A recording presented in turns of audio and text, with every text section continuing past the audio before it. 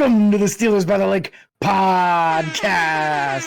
My name is James Strong, joined once again by my co-host all the way from Texas, Cody Tanner. Cody, how are you this fine day after the weekend of the draft Monday evening? That was a little excessive, James, but I am doing fantastic. I'm doing lovely. Just enjoying life right now, every step of the way. You know what I'm saying? It's Mother's Day coming up. Not this upcoming weekend, but the following weekend. Make sure you guys tell your mothers you love them. Mom, I love you if you listen. Sorry, I'm not going to be home to see you. Anyways, with that being said, we are going to talk about the Steelers by the Lake news before we get into the draft. We're going to talk all things draft. We're going to talk all things undrafted free agents. We're going to go over all this stuff. You are a loser. And we're going to talk about the number one draft pick. Cody, you're my number one draft pick. I'm your number one draft pick? Man. Okay, number two. Mickey's number one. That's fair. You want to know who's always James's number one draft pick minus his wife? Anyone that gives us 5-star reviews on Apple Podcasts. And you ain't kidding, buddy. And we got another one here. I'm going to pull it up real quick so I can read it. This one came out of a lovely little lady called Leah, and her 5-star review was written as this. 10 out of 10 would recommend. If you're a Steelers fan, then this is the podcast for you. An awesome podcast all around. I've never listened to a podcast before, but I love this one! Exclamation point, man. It says, Cody has such a natural speaking voice that captivates any kind of audience, especially that of Steelers football. Thanks for the ego boost. Thanks for the 5-star review. We appreciate it. If you don't know this person, which you probably don't, that's fine. She's not a Steelers fan, but she supports the podcast, and that's what matters. Thank you, Might Leah. be part of why Cody is enjoying everything in life right now. Stop. Anyway, so let's go on to some Steelers by the Lake news. Past that, very much so appreciate the support there, Leah. We are going to tell you all about our downloads from last month. Absolutely. So we always tell you the top downloaded states. Let's alternate, Cody. I'll tell you the first one, and then you can tell me the second one and go right on down the list, huh? Sounds good. Big surprise, number 1, Pennsylvania. Shocker. Bigger Shocker, surprise because it's a larger state. Number 2, California. James, I think the third one's even bigger. Bigger state yet. The number 3 one, Texas. We take that. Number 4 on this list, Missouri. Missouri coming in number 4 last month for downloads. Yeah. We appreciate that, Missouri. Yeah, definitely. Not a name we normally see up there, so pretty awesome. And one of the loyal supporters over the years, since the very beginning, Georgia. Sitting in at number 5 there, so appreciate the continued support over the years. And we're gonna talk Georgia. We're gonna talk Georgia maybe once or twice. What a day for Georgia! What a weekend for Georgia! Georgia and Pennsylvania love each other. Tell you what, very much so, very much so. So yeah, we obviously went over Steelers by the Lake news, the overall news of the podcast. We are going to talk now the draft. We're going to go directly into it. Not waste any of you guys' time. Number 1 overall pick, James is holding up the sign. Steelers traded down from 17 to 14 in an awkward trade with the Patriots. Patriots wound up using it to get a cornerback, which was intriguing. But we did only give up the 17th overall pick, obviously, and pick 120. Yeah. I thought for sure if Pittsburgh was going to move up, it was going to require a lot more than just the 4th round pick to go up 3 spots. Somehow Omar Khan pulls off a wonderful trade. And in doing so, funny thing about this is the New England Patriots is who Pittsburgh traded with. They were 1 pick ahead of the New York Jets, who were one of the teams who were heavily rumored to be looking for an offensive tackle. At this point in the draft, 3 offensive tackles, if you're going to go ahead and include the Northwestern offensive tackle / guard, Peter Skoronski. If you're going to include him, 3 were gone already, and the 4th of that top tier group was the only one left. New England said, hey, yeah, you can come on up here, Pittsburgh. Come on up and take your offensive tackle. And screwed over their neighbors up north there. But we get a wonderful, huge mammoth of a man in Broderick Jones, left tackle from the University of Georgia. Just huge. He's huge. He's The huge. biggest. He's the biggest thing we've seen since the wall. You know what I'm saying? 6'5", 311 pounds, 34 3/4 inch long arms. The man's going to bully people. And this is what, and for those of you, again, that maybe don't follow football enough or know enough about how players perform and their physicality and their physical attributes, arm length when it comes to an offensive lineman, when it comes to blocking, we've heard James talk about this since the beginning of the podcast 3 years ago. Arm length is what gives you the ability to keep players away from the quarterback, push them outside, push them inside, wherever you need to push them. And strength is the added bonus to that. If you don't have arm length, it's very hard. And we talked about this last year with Kendrick Green. It's very hard to perform, even if you have the strength. Quite frankly, it's difficult. It's harder for you. So Broderick Jones coming in, the mammoth, like you said that he is going to have an immediate impact. And he's day one starter. Don't get confused. Day one. He's starting. Mm-hmm. Yep. He'll be, I'm sure, forced to earn the job. Oh, yeah. I'm betting that day one in the original training camp, Dan Moore starting left tackle. Don't stress about it when you see it. This is just what they do with everybody. Najee Harris was not starting right away. Kenny Pickett was not starting right away. None of these guys had the job just given to them.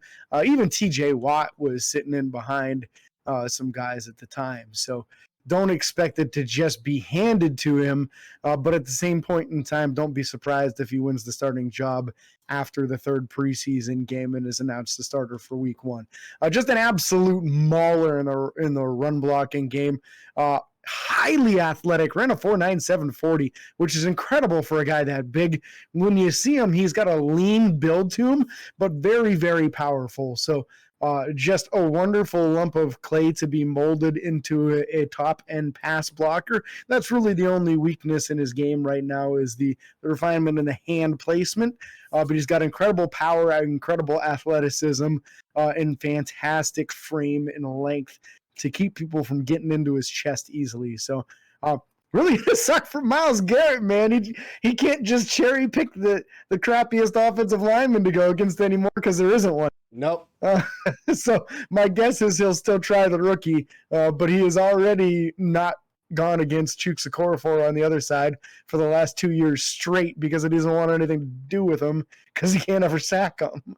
He can't get past him for a sack. So he's been going exclusively against Dan Moore the last 2 years to try to get easy sacks. And hasn't boded too well for him yet. You know what I'm saying? No, originally, yes. But as things went along, Dan got better and better at blocking them. So this, I think, is going to be even more so in favor for Pittsburgh here.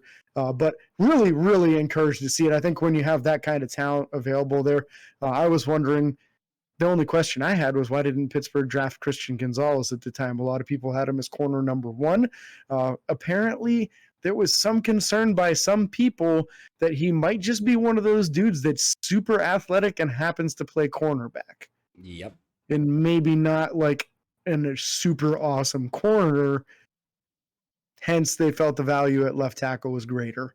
Yep. So that's the direction they went. And I think it was an absolute pick. Yeah, phenomenal pick. However, so this was something, Pittsburgh came up again 32nd overall. This was a pick that should have been 33rd overall, but with Miami forfeiting their pick, that moved up to 32nd. This was a pick that James and I talked about a lot that Pittsburgh could potentially trade back from, load up on some picks, and it didn't happen. They got to that first pick of the second round in day 2 of the NFL draft, and the guy that was still there, shockingly still there, Joey Porter Jr. So Joey Porter's son, famous villain in Pittsburgh, middle linebacker that just liked to destroy people. His son is now in Pittsburgh. Oh, dude, he destroyed everybody. No, outside linebacker. Outside linebacker. You know what I meant.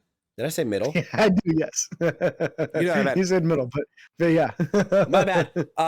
Linebacker from Pittsburgh, just a beast. Literally one of the only villains I think we've really, in my era of football, we've ever had on the team. Mm-hmm. Probably the quote-unquote dirt. Him and James Harrison.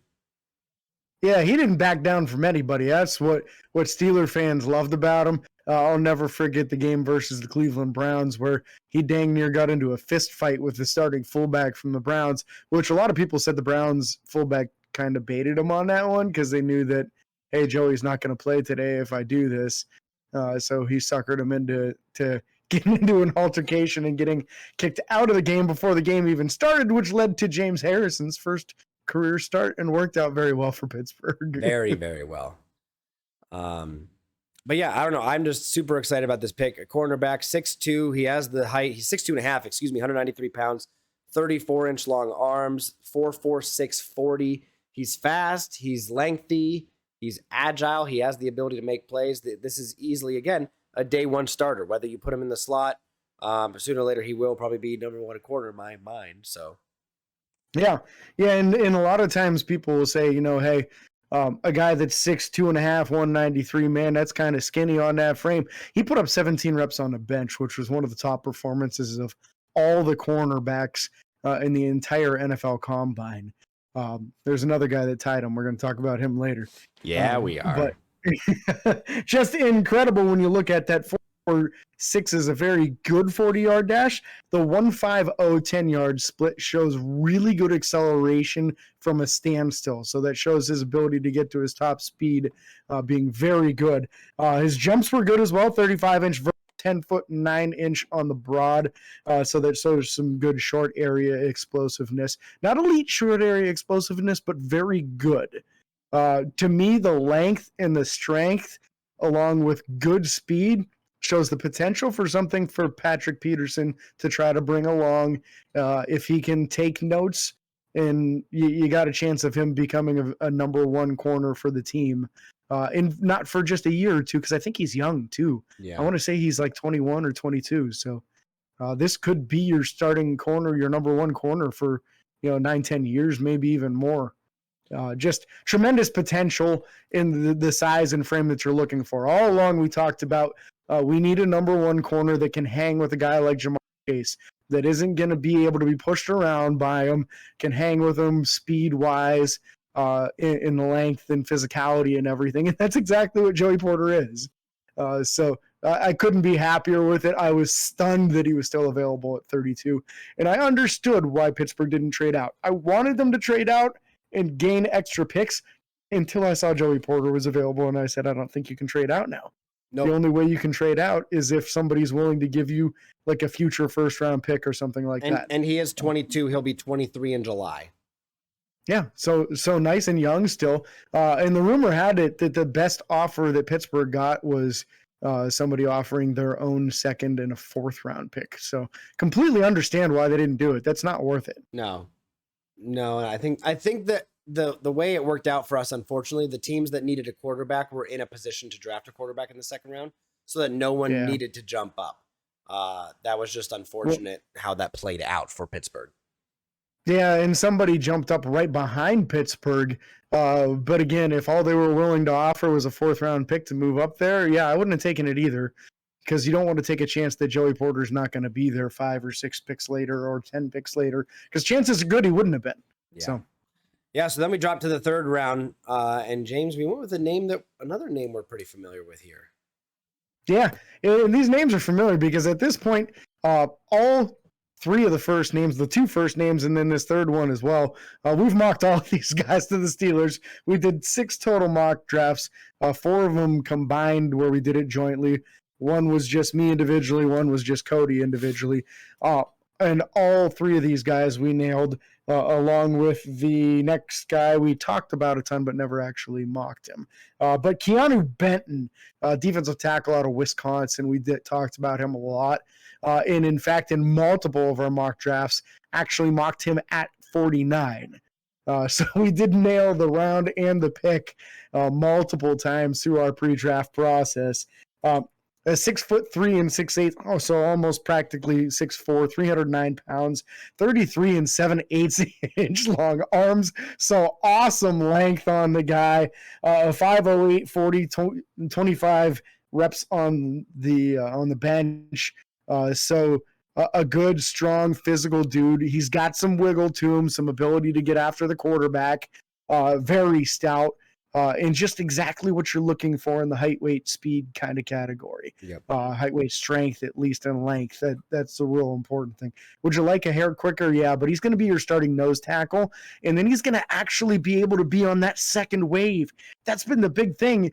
is you're getting sack production out of Cam Hayward. We were getting it previously out of Stephon Tuitt. Sometimes some of the other guys. Last year, we didn't get jack squat out of our other defensive linemen other than Cam Hayward. So he'll be on that second unit then. That way when Cam gets tired and Larry Ogunjobi gets tired, one of the two of them, or if they both come out at the same time, he comes in, and it might even be him and DeMarvin Leal. And now you're talking about two guys on that second unit that can get after the quarterback. Yep. So you're not going to be, oh, well, these are just two bodies and hopefully they can stop the run. It's actually going to be legitimate pass rushers on that interior on the nickel. Yeah. I think that front three on the defensive line is a really stout unit now. Yeah, and excuse me, that was another second-round pick, not a third round. Our third round came after that. But at this point, James and I were 3 for 3 on these picks. Just saying, not a draft. No draft did we have these specifically because Joey Porter was always gone by 32. But we had mock drafting all three of these guys so far. The only guy I don't think we didn't up to this point is going to be the next guy. Third round pick, 93rd overall, Darnell Washington, tight end, 6'7", 264, 34 3/4 inch long arms again. Ran a 4.64 40, very fast, very long arms. And again, here's the thing that we're going to talk about. I know, keep reaching for me, my guy. It's incredible. It's wild on these guys. But here's the thing we're going to talk about. Darnell Washington should not have been available here. The only reason he was available was because of a potential knee injury that he was having. Pittsburgh said the value's there. We might as well. And if you go back and watch Georgia in their highlights, again, this is another guy from Georgia, our first overall pick from Broderick Jones and then Darnell Washington, both guys from Georgia. These guys were on the same side for most of their power runs. Darnell Washington. Oh, devastating. Oh my gosh. They just blew people up, man. It was wild. So again, I mean, the chemistry that these two are already going to have when it comes to blocking assignments and stuff like that is going to be phenomenal. So I'm very, very excited to see that. And then Darnell Washington is also a capable receiver. And he's already going to have to not come in with the pressure of being a number one tight end because Pat Freiermuth is taking the load. So and this is the guy at the NFL Combine who during tight end pass catching drills went to the quarterback that was about to throw it to him and said, throw it high as you can on that sideline. I need a high one to show what I can do. So he did.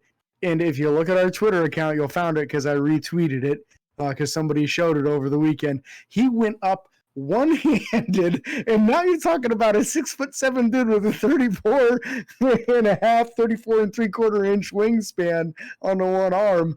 Went way over his head, one-handed thing on the sideline. Just ridiculous catch. And again, this is the NFL Combine. It's not versus a defender or anything, but he has that capability. He has very good hands. He's really good at making people miss breaking tackles and getting extra yards after the catch, which is something he has in common with Pat Freiermuth. I've been saying for years, Cody, why won't Pittsburgh draft another tight end high? We need two guys that are high investment so that when we go to two tight end sets, it's not your starting tight end and then the other guy. And that's what it's been for years, whether it was Zach Gentry or whether it was Jesse James or other guys in between that just happened to be the number 2 tight end. And we finally have a really good tight end, and now your 2 tight end sets are dangerous instead of, well, you don't really have to worry about that guy over there. He's just a Yeah, and at this point, our third tight end's dangerous with Zach Gentry. Our fourth tight end's dangerous with Connor Hayward. It's crazy. And it's not like they didn't think this could potentially work. We saw what happened in New England when Tom Brady had, Rob Gronkowski and Aaron Hernandez. It was crazy. It was an unstoppable offense. If you want my opinion, this is going to rival that production if used correctly. It can. It very easily can. I just don't know how much Matt Canada's offense is going to orchestrate going to the tight ends consistently down the middle of the field. I think he wants to use a lot of trickery with tight end screens and this and that. Don't get me wrong, they work, but I don't know how much production this has the potential of doing under the Matt Canada offense specifically. Yeah, and I don't think these are the guys to use tight end screens with don't think so. They're not the quick dudes. Nope. They've got decent speed, but they're not the quick sit there and juke a whole bunch of guys. They're not 240-pound tight ends that are there to make people miss. Yeah. These guys hit them on the run, man. Hit them on the move, and they'll get you all kinds of yards after contact. So I absolutely love the pick. The rumor was that there was some swelling on one of Darnell's. if you know a little bit about knee, an amount about since I've had a bum knee since I don't know 24 years ago. One of the main things that causes knee swelling is typically a meniscus injury. Yep. Meniscus injuries are the easiest ones to fix with a surgical procedure, and you only miss like 4 to 6 weeks 9 times out of 10. So we'll see if this flares up on him during rookie mini camps or any of that. They'll just do a procedure, clean it up, and then he should be good to go. Yep. So I don't think this is anything to be truly concerned about. If it was something that was like a degenerative knee, they wouldn't have drafted him in the 3rd round. They would have waited until like the 7th. And everybody would have like not touched him if they thought it was a degenerative condition. Yeah. But the fact that Pittsburgh took him in the 3rd round means to me they're either not that concerned about it, or they're pretty sure they can fix it if it becomes something more serious. Yep. Yeah, James, you want to talk about who we got in the 4th? Yeah, man. This is a fun one. Another guy that this is another guy. What, James? Another guy. What? That we have mocked and talked about a lot. Absolutely. On this podcast. Not just because of his name, not just his brother, but because of his fit also. A Wisconsin outside linebacker, 6'2", 240 pounds, by the name of Nick Herbig, little brother to new offensive guard nasty Nate Herbig, who is just over the moon excited to have his little brother playing with him. And if you think about it, I think this means there's a 5-year gap between the two. They probably never once played college ball or high school ball on the same team. Exactly. Never once. Yeah. So this is the first time, most likely, that these two have ever played on the same team together. I can't imagine how awesome of a feeling this is for them, and it's a great feeling for us as Steelers fans, adding yet another brother combination. So we have Cam and Connor still on the team, and then we have this as well with Nick Herbig and Nate Herbig. Yeah, absolutely. Absolutely. Yeah, awesome. So, Nick Herbig, again, and you have his stats pulled up here, 11 sacks, 15 tackles for loss last year. Phenomenal guy. 25 reps on the bench is huge. Again, it's great. He has a little bit shorter arms, but it's nowhere near as big of a deal on defense as it is on the offensive line. And especially with an outside line. I don't think it's quite as big. I think a lot of it's more speed, strength, and the ability, like if you get up there and push, your ability to push, if you're bull rushing or your ability to swim move, whatever you're doing, I think matters a little bit more than arm length. He has shorter arms, but we'll see what happens. I will tell you that the number one concern that anybody has about everything else is great on him. Yeah. Great measurables, even the height, weight, speed, the production. You look at his tape. He did a tremendous job. What one analyst did is went back to the Ohio State game, because what do we know about the Ohio State team last year? They had Paris Johnson at left tackle, DeJuan Jones on the right, both of them 35-plus inch long arms. Nick Herbig completely disappeared in the game. He had like 2 tackles, and they were just against the run. Well, luckily he had some help. Yeah, and you won't have to start. So the thing is, if this doesn't work for him as an outside linebacker, which he has tremendous production, we have no reason to believe that he won't have some success in the NFL at outside linebacker. If it doesn't, he has all the traits to go ahead and succeed at middle linebacker.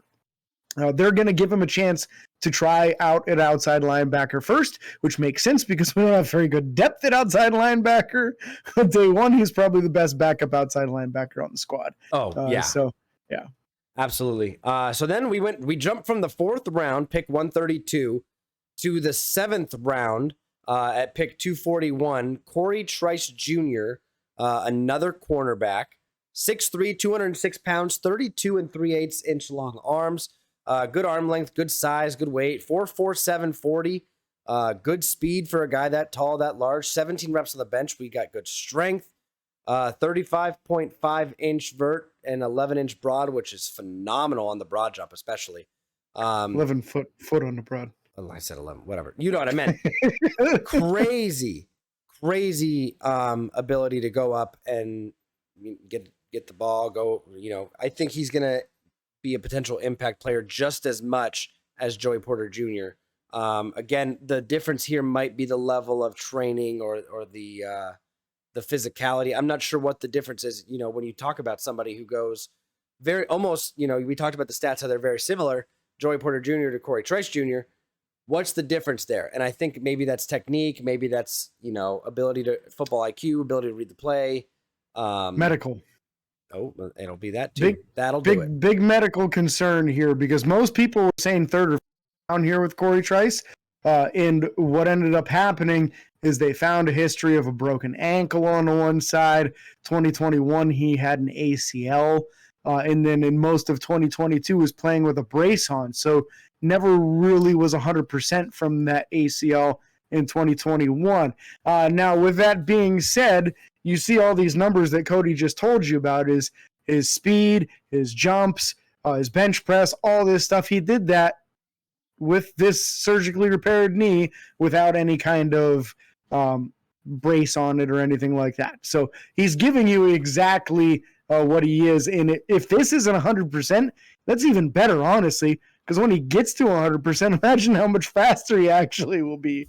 But the tape says this is an extremely physical corner, a guy that has no problem coming up and helping against the run.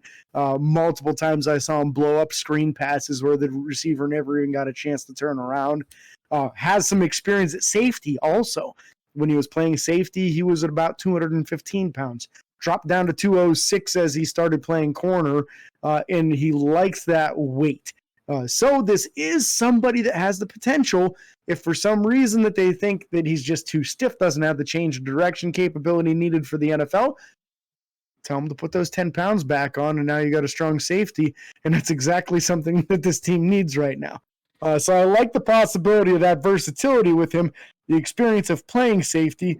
That size and range is extremely coveted in the NFL, and physically so doggone similar to what it is with Joey Porter Jr. 20 pounds heavier, but just as fast, and the jumps are almost identical, and the bench is identical on it. Yeah, just Joey's got better length. Yeah, when you realize we lost Cam Sutton in free agency, but we still have Levi Wallace, Akilla Witherspoon, signed Patrick Peterson, and then just drafted Joey Porter Jr. and Corey Trice Jr., my confidence in this secondary minus strong safety position right now is about as high as it could possibly be going into this year.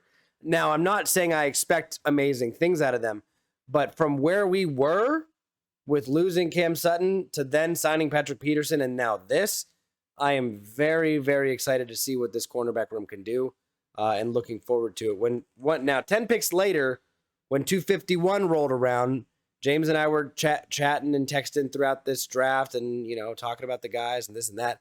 And we were talking about, is there safety available, blah, blah, blah. And I was like, I almost want a defensive position, which in my mind would have been middle linebacker or safety, or you got to get an interior offensive line guy. And interior offensive line is basically kind of what they went for. They went for Spencer Anderson, an offensive lineman, 6'5" and a quarter, if I'm not mistaken. Or just 6'5" flat, it looks like. Yeah, just 6'5", yeah, 309. Yep. With 32 and 3/8 inch long arms, so a little short on the length, which is probably why they announced him as a guard. 32 and 1/8, I'm sorry. 29 reps on the bench, though. That's tremendous. That's awesome. Very strong. So that is what you're looking for in strength and thickness. For your interior offensive line. This guy played all 5 positions in college. So he's played left tackle, right tackle, left guard, right guard, center, a little bit of everything, which how much Pittsburgh loves their backup offensive linemen to be versatile and be able to play multiple positions. Especially right now, there's a real lack of depth at the offensive tackle position. Yep. You figure Dan Moore is probably going to be your number one backup, and then LaRaven Clark after that. And LaRaven Clark doesn't have a very good resume in the NFL at this point in time, just as a size length guy, really more than anything. So it's a good pickup. You don't expect anything too crazy from a person like this, but great experience on all the positions. This all but virtually kicks Kendrick Green out of Pittsburgh. I wouldn't be surprised if he's like a really early cut and doesn't even get brought to camp. Also won't be surprised if Akilla Witherspoon is an early casualty as well, because he's due to make $4 million, and they've added enough bodies in that room that I really don't see the point now. Yeah, You're Yeah. not going to start him. You're not even going to use him in nickel. Might not. I don't see the point. Yeah. Yeah, I'm not sure. Very interesting to see what we're going to do with all the positions. Quite frankly, I'm just interested to see how Pittsburgh handles, we were talking about all the new guys and the transitions. Is Nick Herbig going to be a transitional guy and mostly be coming in for Alex Highsmith? Or is he going to come in with Alex Highsmith and give TJ Watt a break? I'm curious how they're going to have that be. If they want to see what he can produce with someone like TJ Watt on the other side, or if they just want to be able to give TJ Watt a break. I'm very curious to see how they handle that when we talk about how they're going to handle the different players they have on the team now. So, yeah, and he's got experience on both sides from Wisconsin, so I think he's got the versatility, and you kind of just play it by ear. Whichever guy needs a break first is the one that he goes in for, and then he comes right back out and subs for the other guy whenever necessary. So I like that he is position flexible, and then we get the opportunity to see Quincy Roche again, since he never really got a chance to stick around after his initial preseason. So it'd be nice to have him back in the room. One of the things that you'll notice Pittsburgh did not address through free agency or through this draft yet was the slot cornerback position. yes, sir.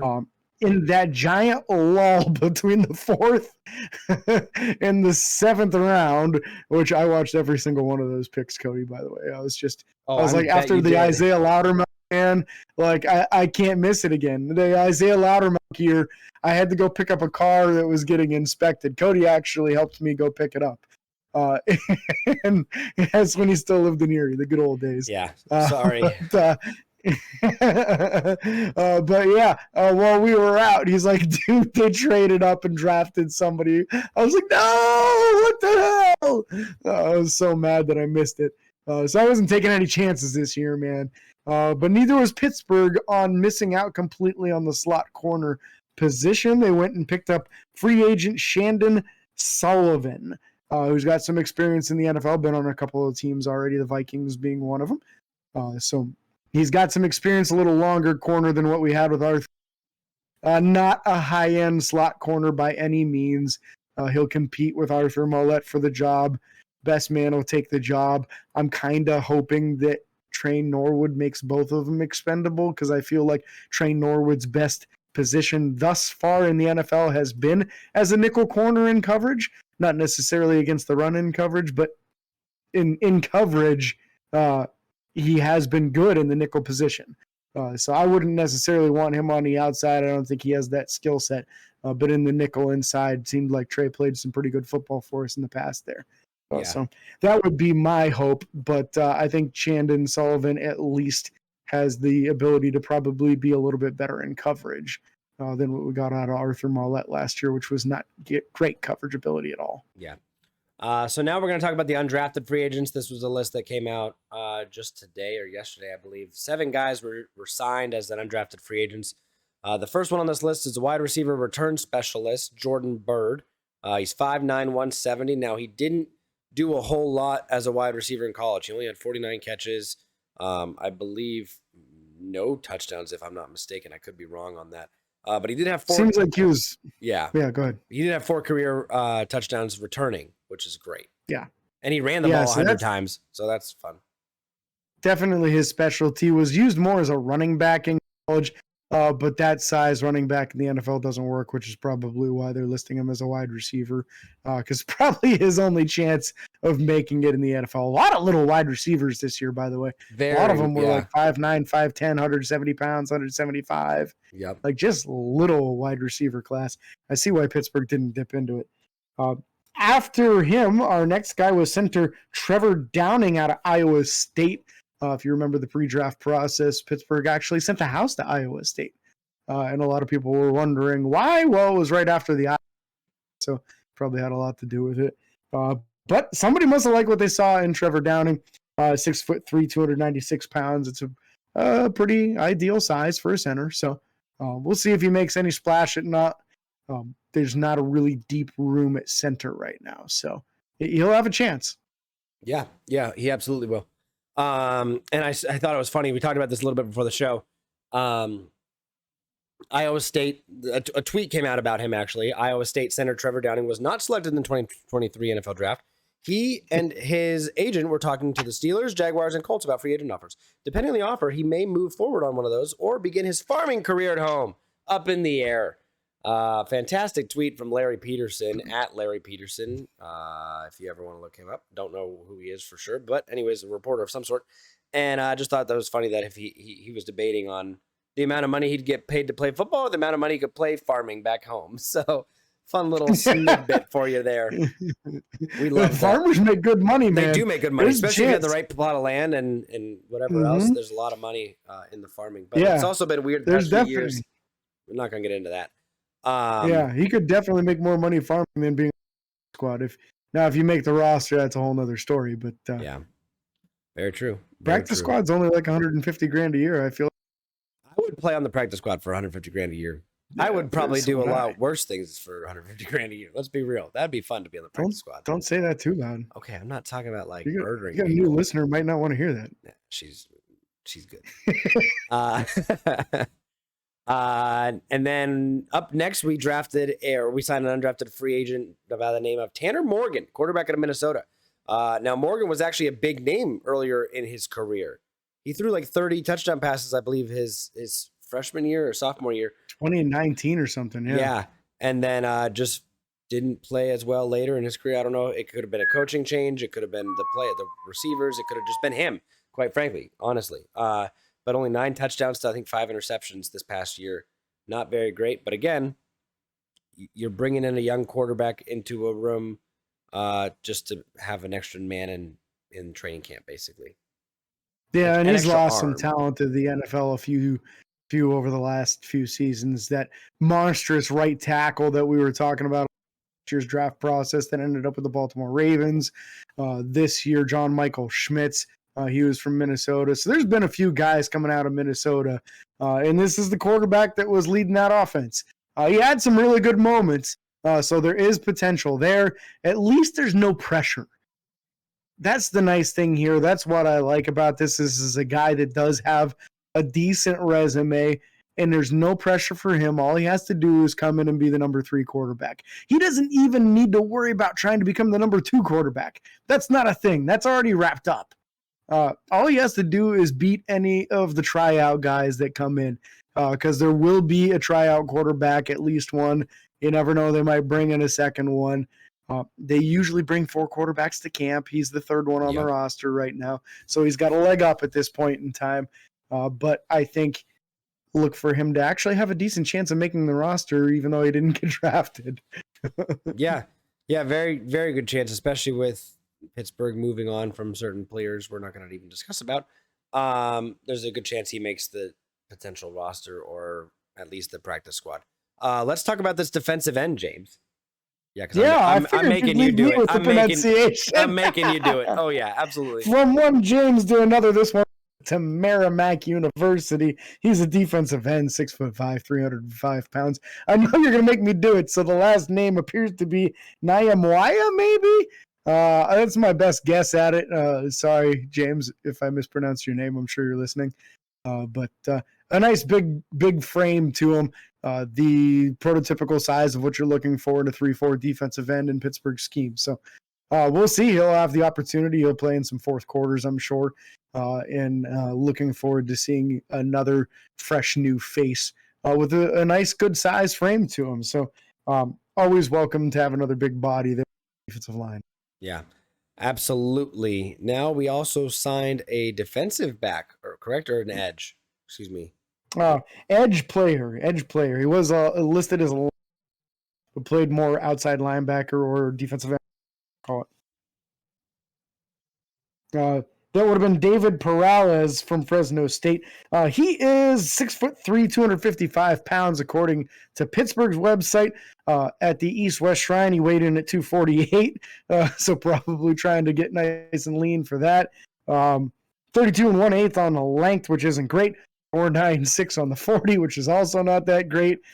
So he'll help with the depth of the lines there to make sure people aren't getting too overly tired. But unfortunately, looks like the athletic structure of the man is not what typically makes an NFL roster. So hope for the best for him, but I don't think he's got a real great chance of making this roster. Next guy I know you know all about, this fullback here from Iowa, Cody. Oh, absolutely. This fullback is a tank, to say the least. Man by the name of Monte Pottebaum? Yeah, man. Well, Sure, tell me we'll about the go with it. bomb. Iowa. He's from Iowa. Just saying, not Iowa State, not to be confused. 6'1", 244. This man is a real fullback, James. Oh, yeah. He's a beast. He's a tank. He's rocking the mullet. I've seen a bunch of people on those Steelers Facebook groups that we're part of that are saying if this guy makes the team, he's going to be a Steeler legend because he just looks the part. Quite frankly, he looks like an animal. He looks like he'll eat your freaking face off. And I don't know. I'm excited to see him play in the preseason because we're going to see him get some blocking in. I feel like this is a guy I've seen a little bit of because I know I watched some Iowa football this year. Again, I've talked about him multiple times. I watched some Iowa this last year to watch Jack Campbell.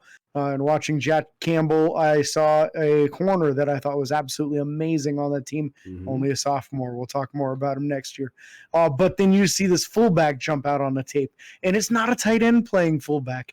It's a real, honest-to-goodness, thick boy blocking fullback. And I got to be honest with you, Cody. There's only one undrafted guy on this entire list that I think should make somebody nervous who was on the roster last year. And this is the guy right here, because there is no fullback on the roster.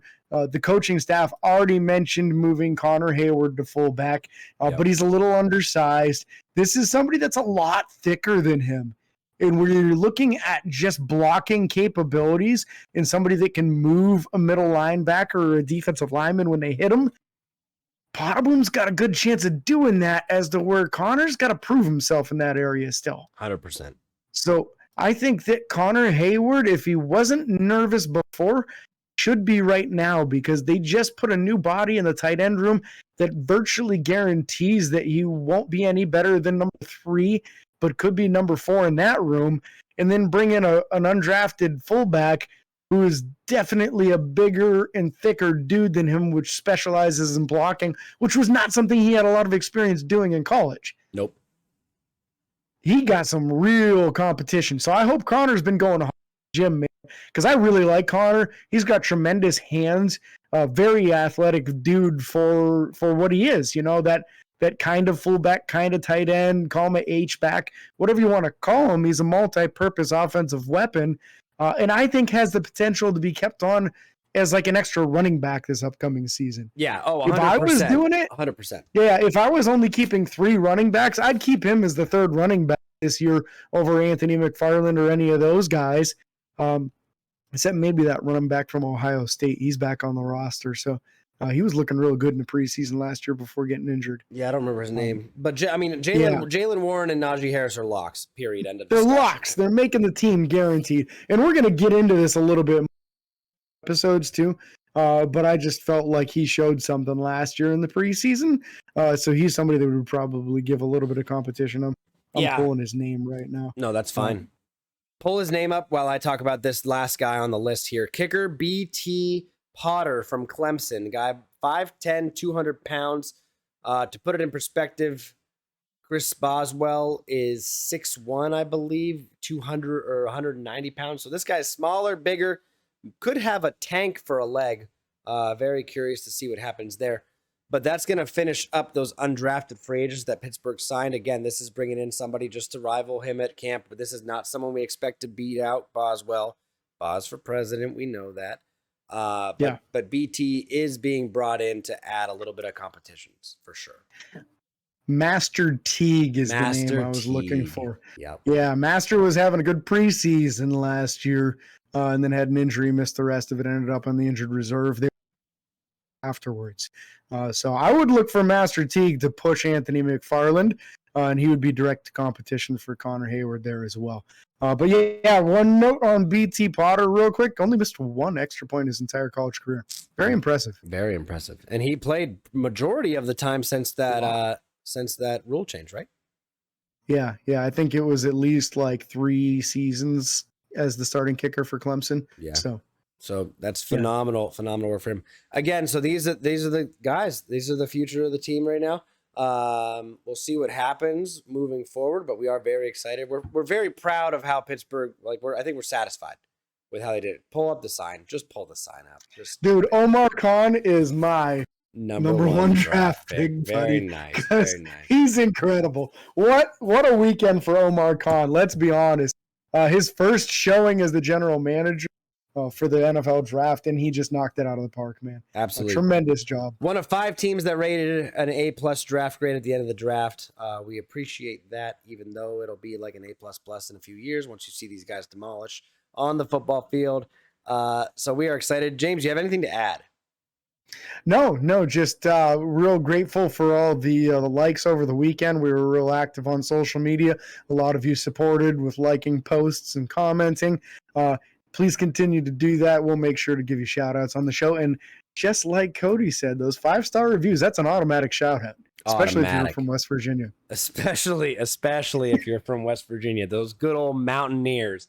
And again, we can't thank you guys enough for listening. Be sure to like and follow on Facebook, Twitter, Instagram, TikTok, and YouTube. Subscribe and ring the bell. It's free. And until next time, this is your host, James and Cody, signing off. Peace.